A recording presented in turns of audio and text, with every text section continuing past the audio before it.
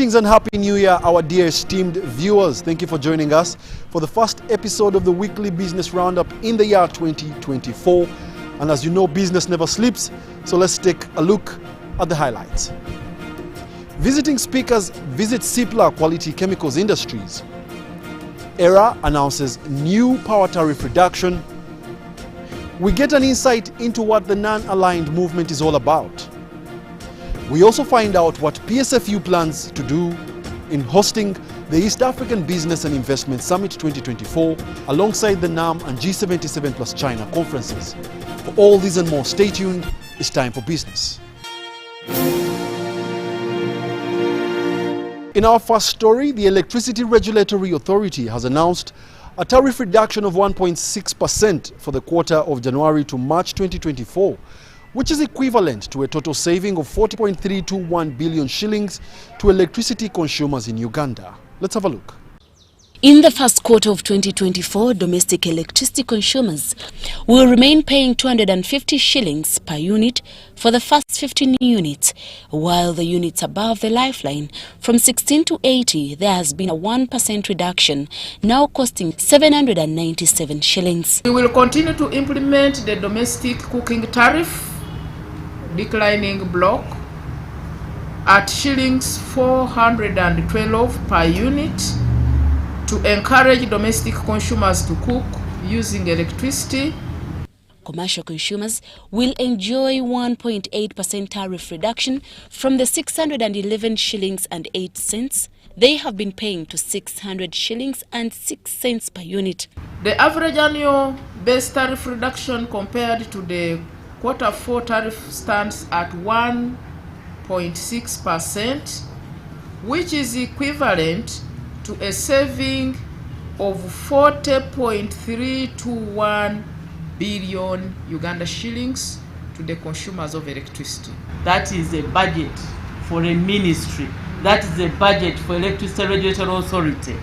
It's what we have offered this year. For the medium industrial consumers, Electricity Regulatory Authority has reduced the tariffs from 461 shillings and 8 cents to 448 shillings and 7 cents, representing 2.8% reduction. Sarah Kanabi says the determination of these tariffs was based on a number of assumptions, including the Karuma hydropower plant that is to be commissioned this year. That the ongoing preparatory activities will continue to ensure smooth transition of the distribution network to the new operator at the end of the Umeme concession. The Minister for Energy and Mineral Development, Engineer Ruth Nankabera, further announced that new electricity customer connections were reduced to 570,000 from 720,883 cents for no-pole connections. The government of Uganda, through Uganda Development Bank, provided a credit line of 270,000 Ugandan shillings per new connection for those who are unable to pay the lump sum of 470,000 Ugandan shillings. So Ugandans whose houses are located near electricity poles can now make a down payment of 200,000 Ugandan shillings only to get connected to electricity and clear the balance of 270,000. You clear it slowly. Electricity demand is expected to grow at an annual rate of approximately 9.53% in the year 2024. Nasari Fatia reporting for UBC News. The Uganda Revenue Authority, collaborating with China Chamber of Commerce and Chinese Embassy, have launched a taxation handbook in Chinese language. The URA Commissioner General John Rujoki Musinguzi, while at the launch with the Chinese Ambassador of Uganda, Zhang Linzong, asserts that translating Uganda's tax-related information and policies into Chinese will boost compliance among the Chinese investors, fostering a clearer understanding of their tax obligations.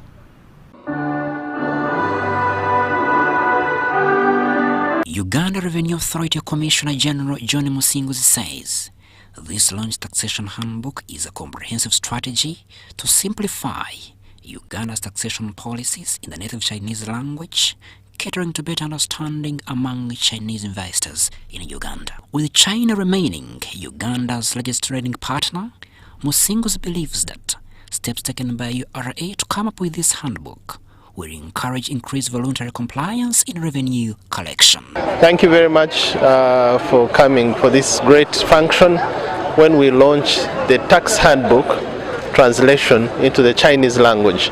As we all know, that China is our biggest trading partner as a nation, but also the highest source of foreign direct investment. A number of investments in this country have come from the country of China, and we agreed that one of the first steps of harnessing the already strong trade relationship and also enhancing tax compliance is to translate our tax laws and practices into the Chinese language.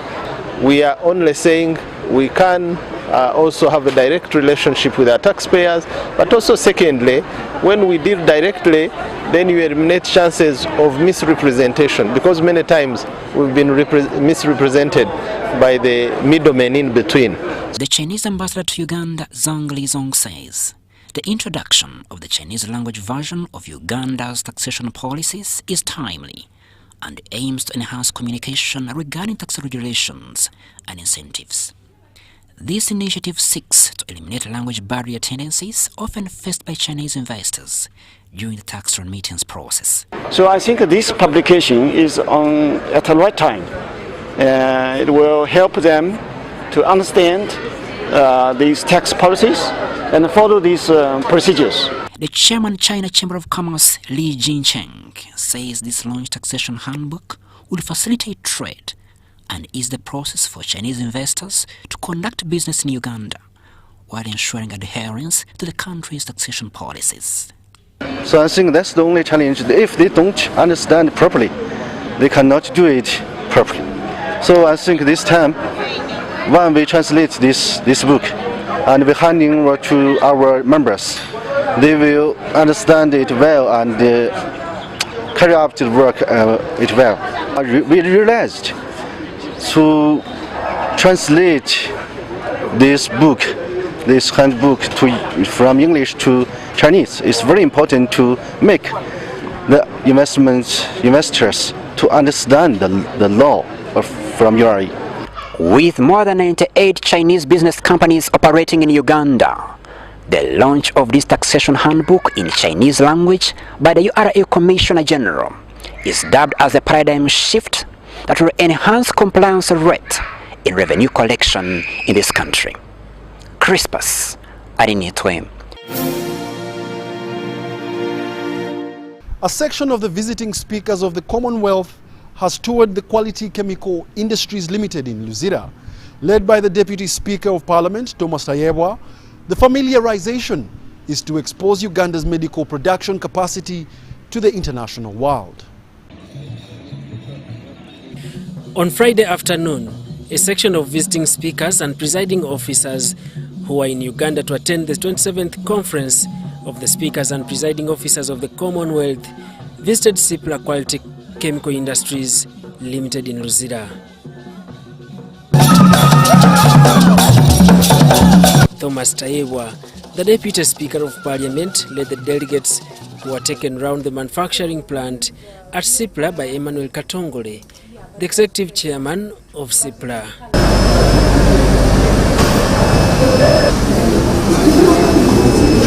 On top of manufacturing antiretroviral medicines to treat HIV/AIDS, medicines to treat hepatitis and malaria, Quality Chemical Industries Limited has added manufacturing medicine to treat diabetes on the menu. We currently registered in 34 African countries, and we actively trade and export to 15 African countries. We believe that the visit of the speakers will increase our export potential and ability to take the medicines to other countries. The delegates had a chance to witness the manufacturing plants aiding in the production of the medicines in Uganda. The Deputy Speaker, Thomas Tayibwa, reveals that visiting CIPLA exposes Uganda's products and potential to the outside market. Tayibwa adds that intra-Africa trade relations are a great avenue of economic diversification, and CIPLA adds to the value chain in Uganda. Like now here, this plant supplies up South Africa. It supplies Namibia, it supplies Zambia, it supplies West Africa. So, but some speakers have found that they are getting these medicines, essential medicines, from the rest of the world apart from Africa. So from here, what we are urging them to do is to go to their governments and ensure that indeed all medicines produced from here shouldn't be procured from Asia, from Europe, from Africa. Tayibwa says quality chemicals is a national pride which needs support and make the African continent proud. And I hope we can continue supporting such investors so that once they grow, the whole continent is proud. These are the guys who saved South Africa and other countries during COVID, when Asia couldn't export to Africa, when Europe couldn't export to Africa, when America couldn't export to Africa. These guys stepped in and saved Africa. So I had to showcase to my fellow speakers. The team also planted some trees at the premises of CIPLA to boost the conservation initiative of the environment. Oh, thank you.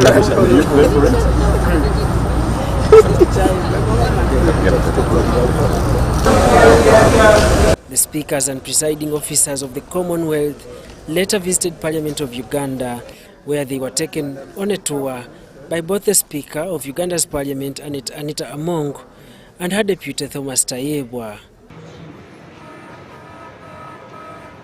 Speaker Among shared with the guests the composition of Uganda's Parliament and its efforts to legislate with utmost consideration of the people of Uganda. So that's what we basically do. We have a very good working relationship, and we just pray to God that we continue the same spirit, and that is what will make the institution. The 27th Conference of Speakers and Presiding Officers of the Commonwealth ends this Saturday, 6th January 2024. Daniel Mugoya, Juma Nsamba, UBC News.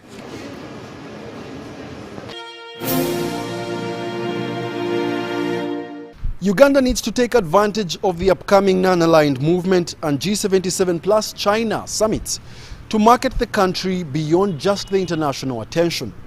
This is the concern raised by renowned political and socio-economic and policy analyst Andrew Mwenda, who wants Uganda to invest more in tourism in order to sell the country. Preparations remain in high gear,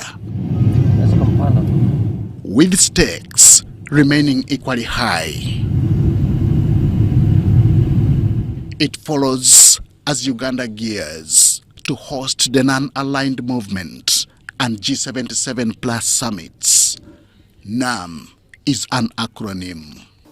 The non-aligned movement is a very old organization which was started in 1956 at the conference in Badang by 5 leading leaders of the third world.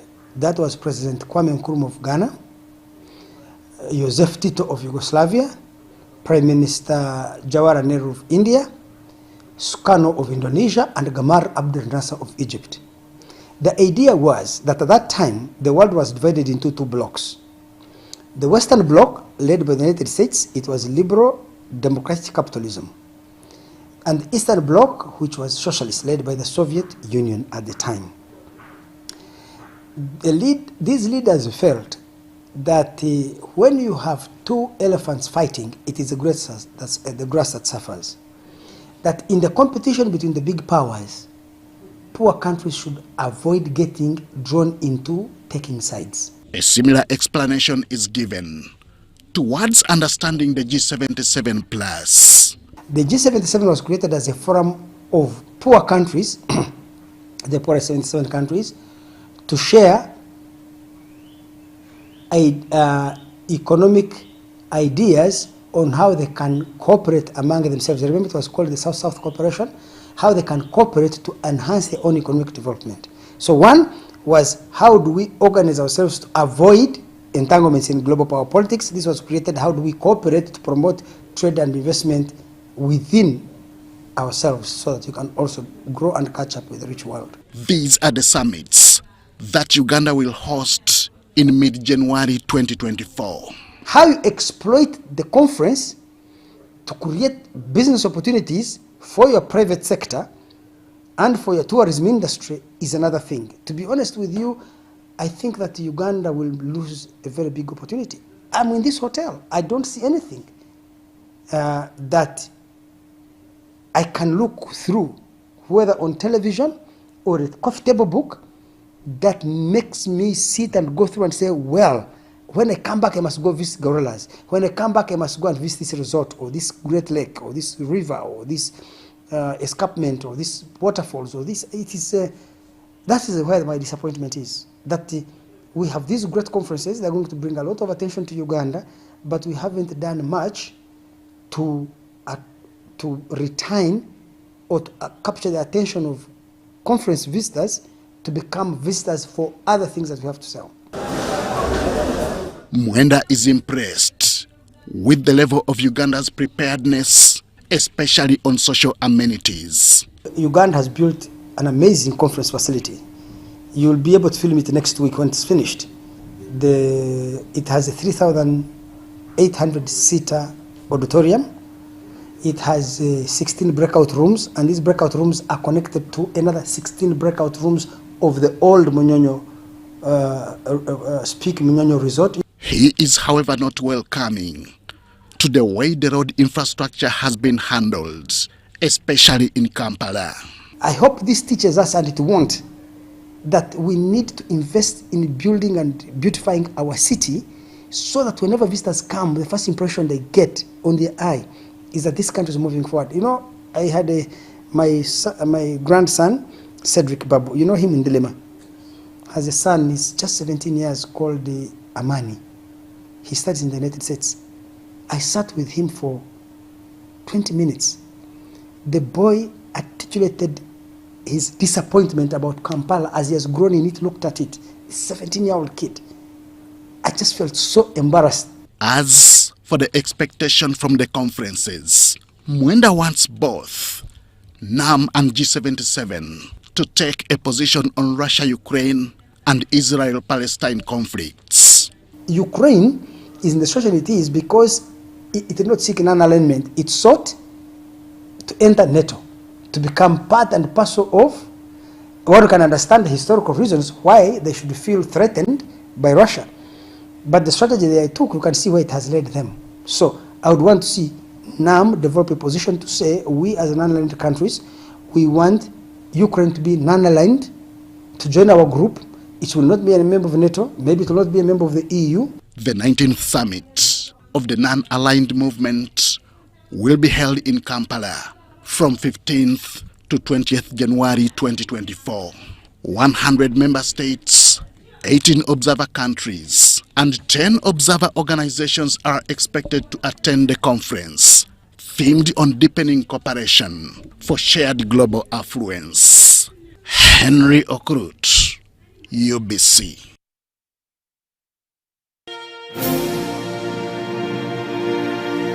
The Private Sector Foundation of Uganda will be hosting the East African Business and Investment Summit this January between 16th to 18th at the Kampala Serena Hotel.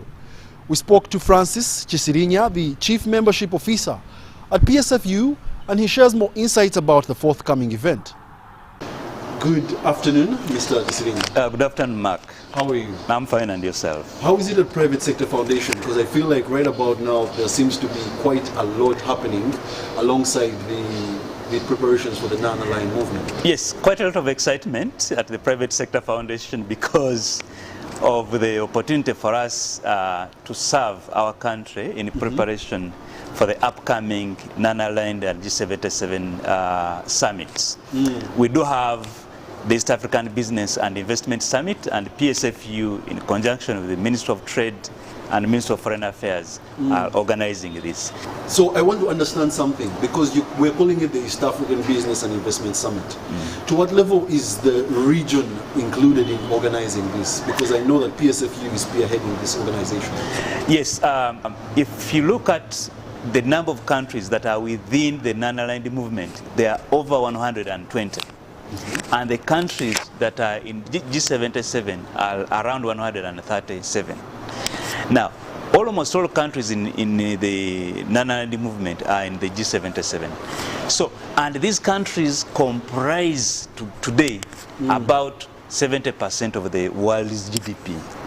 And for us as Uganda, because we are in the East African community and together we form a bigger market that attracts the biggest of the big investors in the world. Particularly, we are mobilizing everywhere, all over the G77 and EAC, but for the East African community, we've even done it even in a special way.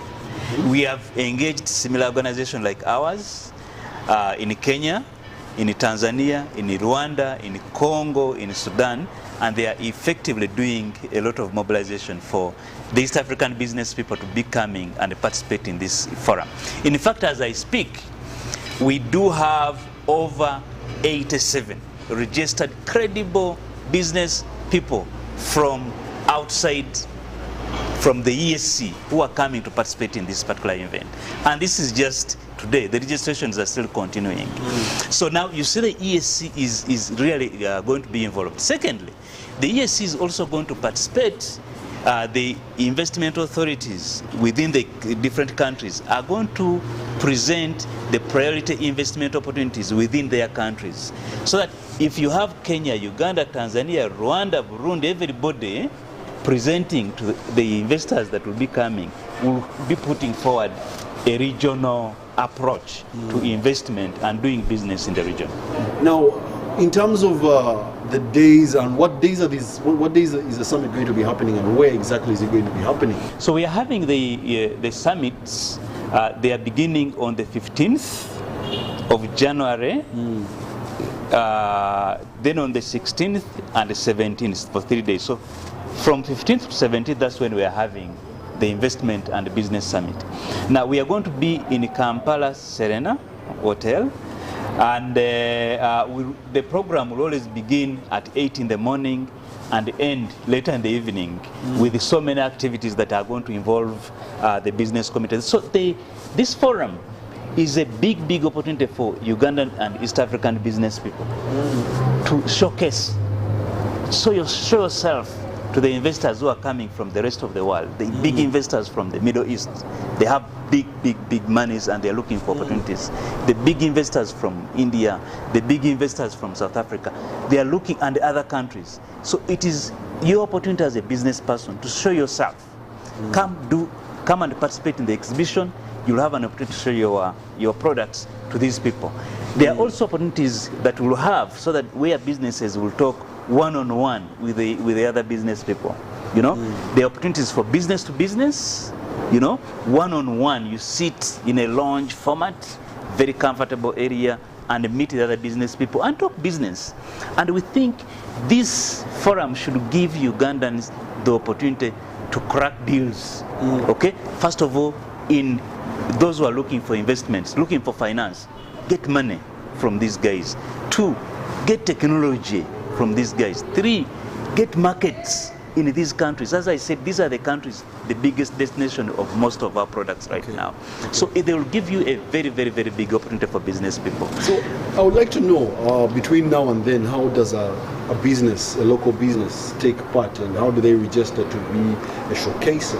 Because sometimes the history of some of these conferences is that the people complain that we were never told, we were never prepared. So how does a business get to be a participant? Yeah, certainly. If you are an interested business person, you can go to our website. It is called escbusinessforum.ug.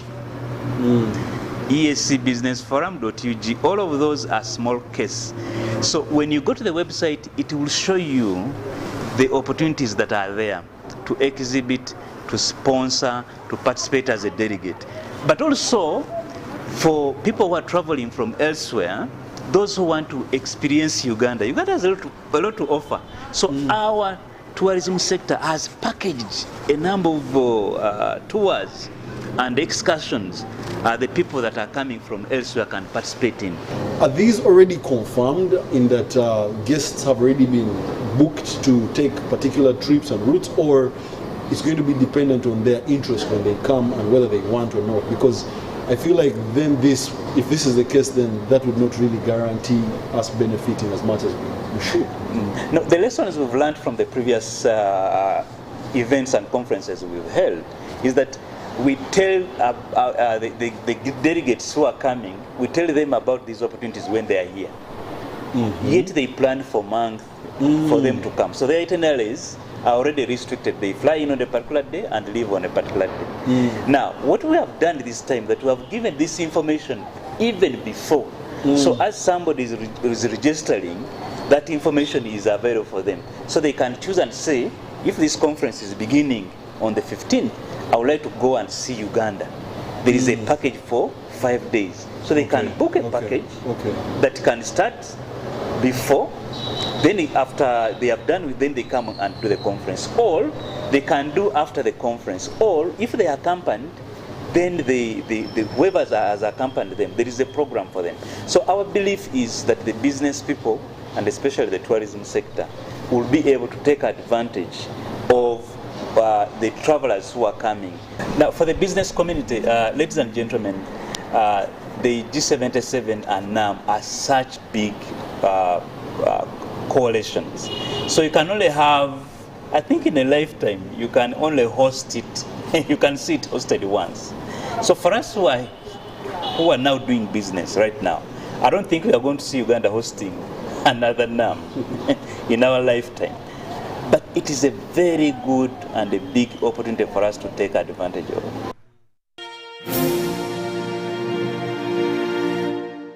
That brings us to the end of this week's episode of the Weekly Business Roundup. Thank you for being a part.